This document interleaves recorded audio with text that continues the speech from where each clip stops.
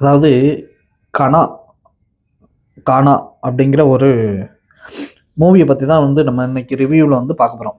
என்ன மூவி, என்ன கான்செப்ட் அப்படின்னு பார்த்தீங்கன்னா, இது கிரிக்கெட் ரிலேட்டடான ஒரு மூவி.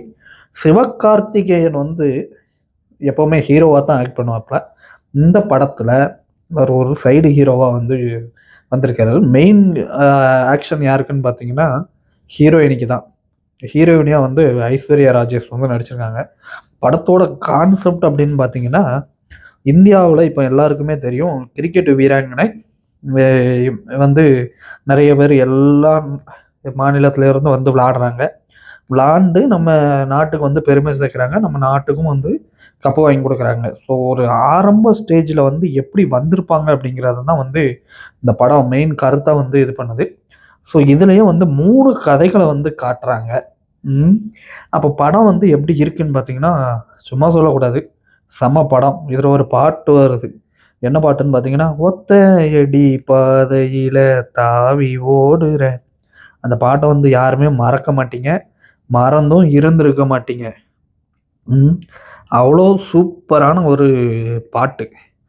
சரியா? அந்த பாட்ட பார்க்காத ஆளே என்ன பண்ணாது? இருக்காது.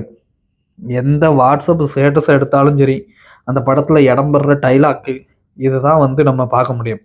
ஸோ இந்த அளவுக்கு இருக்கிற அந்த படத்த பத்தின ரிவ்யூ உங்களுக்கு குடுக்காம இருந்தா, அது நம்ம மேல மிகப்பெரிய ஒரு குற்றமா கருதப்படும்.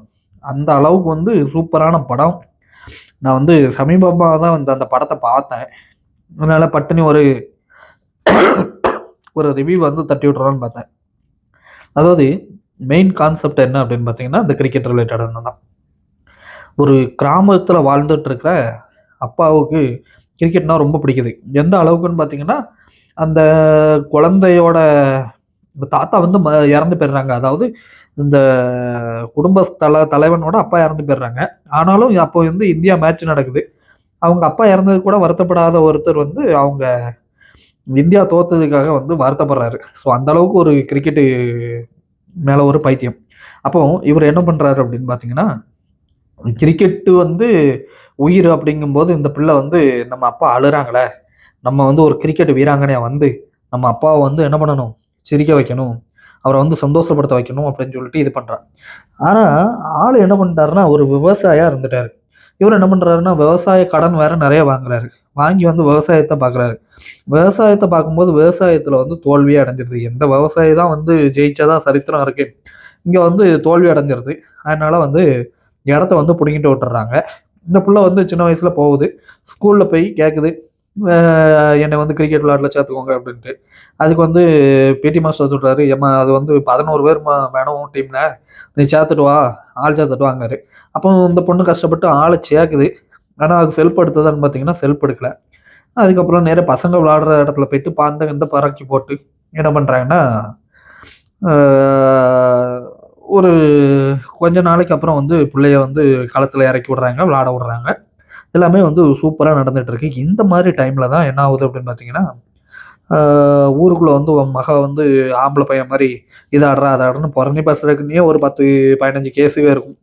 இதெல்லாம் புரணி பேசின உடனே அவங்க அம்மாவுக்கு வந்து கொஞ்சம் கோவம் வந்து, இனி என் பிள்ளை வந்து அங்க செய்யக்கூடாது அப்படின்னு சொல்லிட்டு அடிச்சு புடிச்சு வீட்டுக்குள்ள உட்கார வைக்காங்க. இந்த நேரத்துல வந்து ஃபர்ஸ்ட் ஹீரோ வந்து அறிமுகப்படுத்துறாங்க. புதுமுகம்னு தோணுது. ம். அ ஆனா புதுமுகம் மாரி தெரியல. நல்லா வந்து நடிச்சிருக்காப்ல. அ ஸோ படமும் பார்த்தீங்கன்னா, அவரு அந்த பிள்ளைய வந்து கல்யாணம் பண்ணணும்னு நெனைக்கிறாரு. ஆனா விதிவசம் வந்து கல்யாணம் பண்ண முடியாம போயிருது லாஸ்ட்ல. ஸோ அந்த பிள்ளைக்காக வந்து ஒரு டோர்னாமெண்ட் நடத்துறாரு. அந்த டோர்னாமெண்ட்ல வந்து டீம் வந்து தோத்து போயிருது. இதனால வந்து உள்ளூருக்குள்ள வந்து கொஞ்சம் கை கலப்பு ஆவுது ஆப்போசிட் பார்ட்டிக்கு. அதுக்கப்புறம் இந்த பிள்ளை அப்படி இப்படின்னு சொல்லிட்டு நேரா போயிட்டு வெளிநாட்ல வந்து விளையாடுவாங்கல்ல, இன்டர்நேஷனல் மேட்ச்சு. ஆஸ்திரேலியா, அதுக்கப்புறம் இந்தியா. அந்த மேட்ச்சு வந்து செலக்ட் ஆயி போகுது. அப்பதான் வந்து சிவகார்த்திகேயன் வந்து வராரு உள்ள. அ நம்ம ஹீரோ வந்து சிவகார்த்திகேயன் வந்துட்டு, ஒரு கோச்சரா வராரு. ஒரு மெக்கானிக்கா தான் பணிய தொடர்றாரு. அவரோட லைஃப் ஹிஸ்டரிய வந்து லைட்டா கொண்டு போறாங்க. ஸோ படம் அப்படி இப்படின்னு பார்த்தீங்கன்னா, உருட்டி மிரட்டி படம் வந்து நல்ல ஒரு கான்செப்ட்டா வந்து ஓட விட்டாங்க. கடைசில இவரு வந்து விவசாயத்துல ஜெயிக்க முடியாம, இந்த பிள்ளையோட வீடு எல்லாமே வந்து ஜப்தில போயிருது. அதே நேரத்தில இந்த பிள்ளையும் வந்து கிரிக்கெட்ல விளாண்டு ஜெயிக்குது. ஜெயிச்ச உடனே ஜப்தி பண்ண பேங்க்காரனே வந்து பிள்ளைக்கு கோடிக்கணக்கில் பைசா கொடுக்கான். எனக்கு இந்த பைசாலாம் வேண்டாயா, எங்கள் அப்பா அம்மா வந்து வீடு இல்லாமல் கஷ்டப்பட்டு நிற்கிறாங்க, உங்கள் பேங்கில் தான் ஜப்தி பண்ணாங்க, அதை வந்து நீங்கள் திருப்பி கொடுத்தாலே போதும் அப்படின்னு சொல்லிட்டு ஒரு நெத்தி அடியாக அடித்து சொல்லிடுறாங்க. ஸோ இந்த கான்செப்ட் தான் வந்து இதில் ஓடிச்சு.